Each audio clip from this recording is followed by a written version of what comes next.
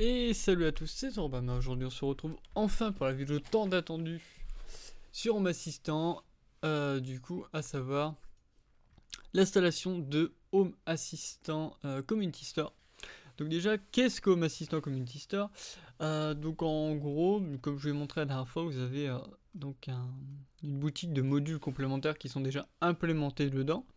Mais vous pouvez ajouter du coup le Home Assistant Community Store qui va être un market alternatif, voilà, qui vous permettra du coup d'obtenir diverses choses comme des composants de front-end, des automatisations, des intégrations ou encore possibilité de customiser votre Home Assistant comme vous le désirez. Voilà, c'est ce que la communauté a mis en place et voilà, pas mal d'utilisateurs qui vont partager leurs découvertes et partager leur développement. Et par la suite, vous aurez juste après à prendre les dépôts, les mettre sur le vôtre et à les mettre en place. Donc là, on va déjà s'intéresser à l'installation de Home Assistant Community Store en lui-même. Donc pour reprendre la vidéo qui a été sortie la semaine dernière, donc voilà, je vous ai parlé de l'add-on File Editor et Samba Share, donc sur lesquels je vous laisserai retourner si vous avez besoin de savoir comment on les installe et comment on les configure. Donc là-dessus, je vous laisserai aller faire le tour dessus. Et donc là, on est sur GitHub puisqu'on va récupérer donc directement l'intégration de Home Assistant Community Store. Donc pour ça, déjà, faire un compte. Là, du coup, j'ai pas mis mon compte parce que j'ai déjà fait il y a quelques temps. Donc vous aurez juste à créer un compte directement. Donc pour rappel, c'est gratuit, hein, GitHub. Enfin, le compte GitHub est gratuit. Donc là-dessus, il n'y a pas de souci à se faire. Et ça vous permettra aussi de récupérer votre clé API qui vous donnera accès, qui donnera accès du coup à Home Assistant au dépôt de Home Assistant Community Store. Donc une fois que vous avez fait votre compte, voilà, vous faites sign up, après vous suivez la démarche. Là-dessus, il n'y a pas de souci, donc je ne vais pas vous la montrer dessus. On se retrouve sur la page directement qui gère, sur l'intégration GitHub. Donc là, on est sur la 1.11.3.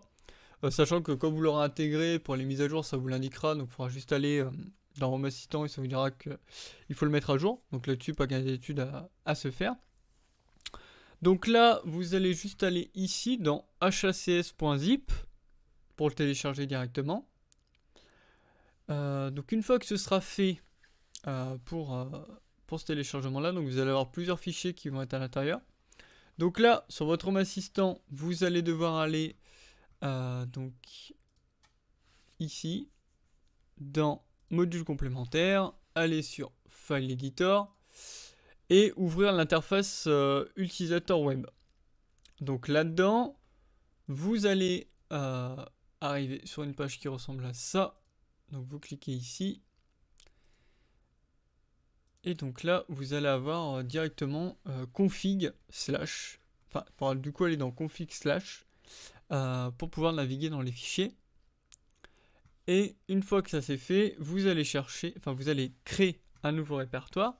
Donc en prenant ici, New Folder.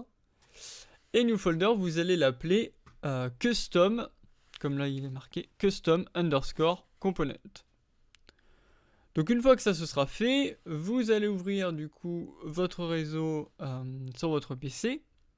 Et là, il faudra vous connecter, donc comme on l'a vu dans Samba, avec les slash et l'adresse IP, le slash adresse IP de votre Home Assistant.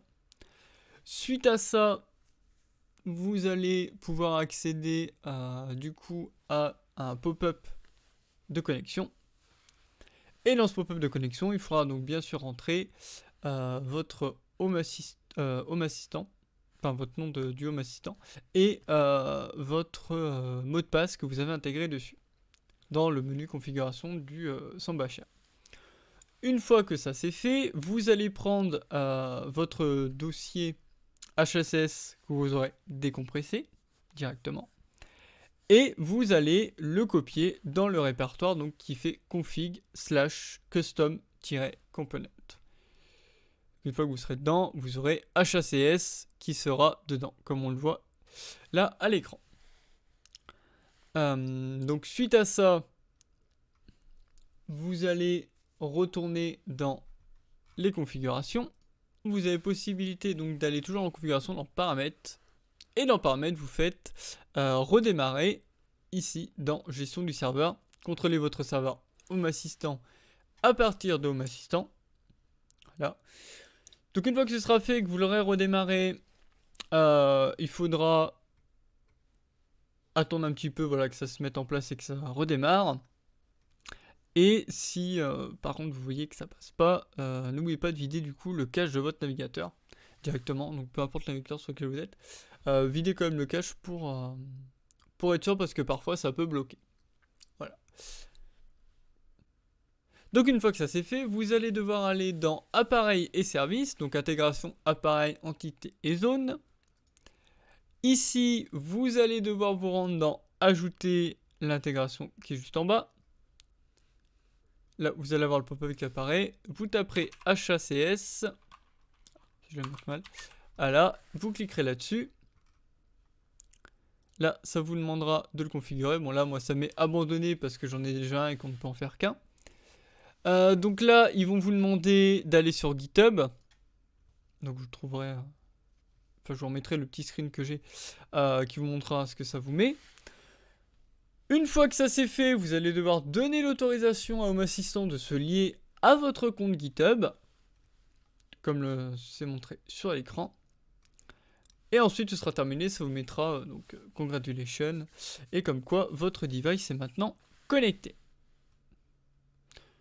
Une fois que ça c'est fait, donc il faudra attendre un petit peu avant d'avoir votre catalogue HACS complet, pour être sûr. Et si par contre vous ne voyez toujours pas l'onglet, devra être affiché ici. Si vous ne voyez toujours pas l'onglet, il faudra du coup soit vider le cache, fermer et relancer votre navigateur directement. Voilà, vous pouvez toujours faire, sinon attendre quelques minutes. Moi je vous conseille d'attendre 10 à 15 minutes pour être sûr que ce soit passé. Et si par exemple vous voyez toujours rien, vous refaites un vidage de cache du navigateur, vous le fermez, vous le rouvrez. Comme ça vous êtes sûr que vous avez fait tout ce qu'il fallait. Et une fois que ça se sera fait, donc vous aurez du coup cette petite page. Donc là justement il y a une mise à jour à faire, donc je vais le mettre à jour après. Vous aurez les intégrations et les front-end sur lesquels on pourra après se rendre pour pouvoir intégrer ce que vous voulez dessus. Donc voilà, donc des nouvelles cartes pour le design, des thèmes d'affichage ou quoi que ce soit d'autre qui va permettre, voilà, de customiser à votre goût votre Home Assistant et ne pas avoir, voilà, une interface qui peut être basique pour ceux qui ne le souhaiteraient pas. Voilà, donc j'espère que cette petite vidéo vous aura plu. La semaine prochaine, on parlera de l'intégration du coup pour les produits Amazon, puisque voilà, il n'y a pas d'intégration officielle, donc là il y a un petit dépôt sur lequel vous pourrez avoir vos objets Amazon connectés. Donc pour l'instant, moi comme j'ai Fire Stick et Echodot, ça remonte dessus, et ça vous permet après de faire la même chose qu'avec... que ce soit le Chromecast ou avec le Google Home Mini, vous pourrez avoir les contenus qui s'affichent dessus. Voilà, donc si cette vidéo vous a plu, merci de mettre un j'aime ou de mettre un commentaire. C'était Zorbama et on se retrouve dans une prochaine vidéo. Merci à tous.